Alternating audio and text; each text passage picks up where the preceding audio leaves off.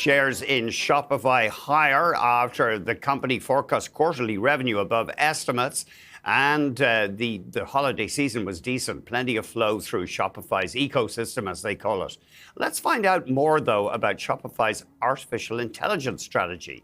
We're joined by Iyer, lead portfolio manager and head of investments at Guardian Capital. Great to see you. Thank you. We do know that Shopify is using AI extensively. They've actually teamed up with some of the big AI engines to make it easier for people to shop directly using them. So are you impressed by their strategy so far? So first of all, Shopify beat revenue by 30%. Big day. Everything is on track. But what we're laser focused on is their agentic e-commerce implementation. I think there's much more to go in that space. So we feel that overall, if the e-commerce supply chain could be automated by Shopify, I think that'll be a big advantage for them. We're laser focused in looking at that. What do you mean automated? So agentic e-commerce or agentic commerce is the biggest focus right now in that part of the business.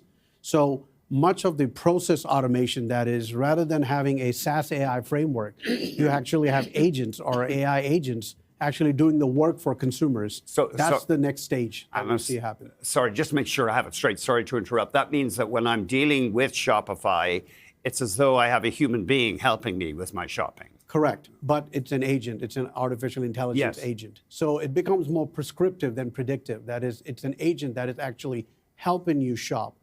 And it's also helping the manufacturer to sell in a more efficient way. So this evolution in artificial intelligence is a game changer for Shopify.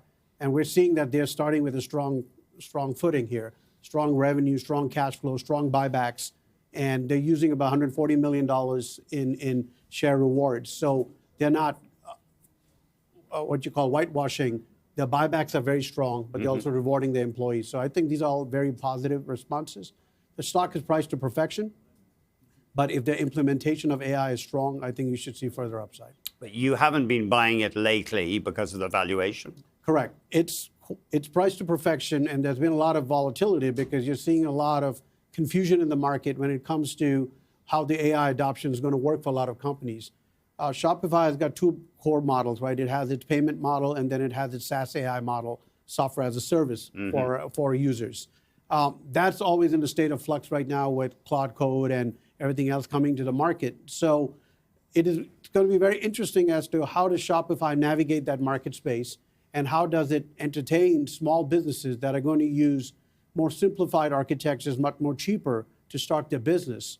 So that'll be a big, interesting area for us to watch very closely to see how does Shopify tap that market space. It's interesting that people, it seems, are willing to trust AI, maybe to too great an extent, people using them for psychotherapy, and concerns have been raised about that. I mean, this is perhaps a little less sinister. We're using it to help us shop, and we trust them, it seems, these agents. We very much trust them. It's an evolution of artificial intelligence. So we have been using AI in stock picking for like 8 years now, from machine learning to deep learning to large language models at Guardian. And now we're using agents, artificial intelligent agents, to give us inferencing ideas and conviction. This is not just in the investment field. It's happening pretty much in every aspect of business today, in every business. So we feel that monitoring that framework to see how Shopify monetizes that experience with customers is absolutely critical. And I think they're on it, being a technology company. But you should not throw the baby out with the bathwater, in the sense that SaaS AI companies that are struggling with AI CapEx right now, some will work, some will not work. But that's our job to make sure that we figure out which ones do and which ones don't.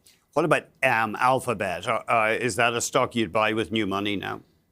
The biggest areas that we're focusing on right now with opportunities are any company that is AI native. What I mean by AI native is companies that have artificial intelligence as a foundation of all aspects of business. Google or Alphabet now is an AI native company. Its whole infrastructure is based on artificial intelligence with a global reach to the clients. This type of opportunity set gives them an oligopoly-like response. In my opinion, Google is not a tech company. Google is an AI utility company. It is an enabler of artificial intelligence which is going to be a necessity for anyone doing business in the world of artificial intelligence, along with a couple more competitors in that space. And Gemini is part of that, their AI Google engine? Gemini is very much part of it. And in our world of artificial intelligence, we compare Gronk, Gemini, OpenAI. These are all competitive frameworks, but Google Gemini is one of the leaders when it comes to reasoning and other types of LLM models.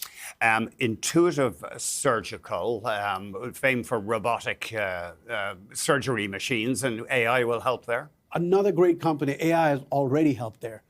Intuitive Surgical is integrating artificial intelligence into robotics, into diagnostics, into imaging, into algorithms. So the future of medical sciences goes through Intuitive Surgical as far as robotic operations and well-being goes. We like the company, strong earnings, strong cycles of visibility when it comes to AI implementation. I remember my uncle in Victoria, BC, who was a doctor. He said, you know this thing about brilliant surgeons? He said, it's just experience. And he was being a little facetious, I think. But he said, just how long you've been doing it. But I guess AI can learn and can incorporate experience. Very much so. I mean, the implementation of AI chips into robots, where it has a lot more reasoning and precision, is extremely critical. A lot of serious operations going on right now are being done robotically. So I think the confidence level of society in general to use artificial intelligence is permeating virtually across every aspect of life. And what about Apple? The cliche here is it's been a laggard in AI.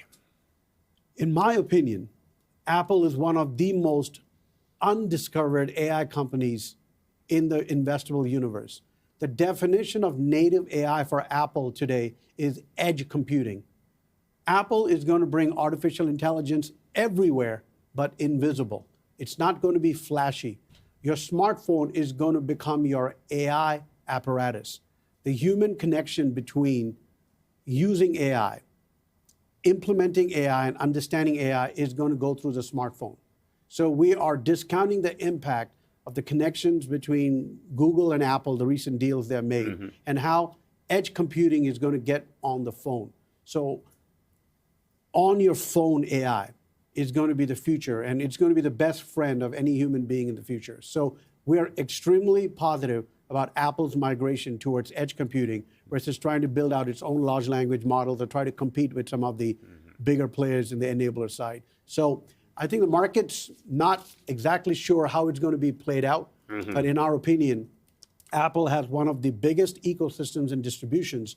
All it needs to do is to plug the right AI into its phone, and you're going to see a transformative response to markets. And this is, you're talking about Apple using Google's AI technology. Apple using Google's AI technology as AI native on the phone itself, so it becomes a living, breathing assistant for you in future. Yeah, I'm pretty impressed. I can ask Siri when I'm driving, open up Spotify and play me something. And I know that's just primitive compared to what you're talking about. It's going to be very primitive when they come out with the rollout with the new AI native framework. Thanks very much. It's a pleasure. Iyer is a lead portfolio manager and head of investments at Guardian Capital.